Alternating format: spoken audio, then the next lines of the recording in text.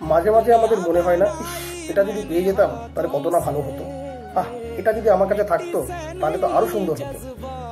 সত্যি বলতে জীবন কখনোই তোমার হিসেব মতো চলবে না। তুমি যদি মনে করে থাকো 365 দিন তুমি আনন্দে কাটাবে, সেটা কখনোই হবার নয়, কারোর হয়নি, হবেও না।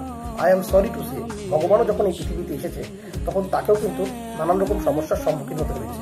অর্থাৎ সকলেরই কিছু না কিছু সমস্যা রয়ে গিয়েছে।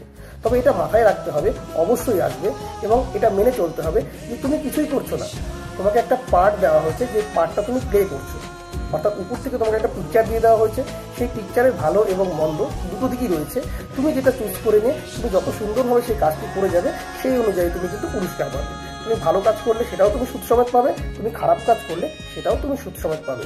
আর কেউ যদি মনে করে নেয় আমি অত্যন্ত চালাক, তাহলে তার মতন বোকা আর কেউ নেই। অর্থাৎ তুমি পিকচারটা যত সুন্দরভাবে রিপ্রেজেন্ট করতে পারবে, যতটা সুন্দরভাবে সেই পিকচারের উপরে কাজ করতে পারবে, উপর থেকে কিন্তু সেই অনুযায়ী তোমার স্যালারি নির্ধারণ করেই দিবে, এবং সেই স্যালারি নিয়ে তুমি যথেষ্ট হ্যাপি থাকতে পারবে। আর যখন উপরে যাবে তখন কিন্তু অবশ্যই ডাইরেক্টর বলবে ওয়েল ডান। তো এবার সেটা তোমার উপর ডিপেন্ড করছে তুমি কতটা সুন্দরভাবে তোমার রোলটা প্লে করতে পারছো। ওকে।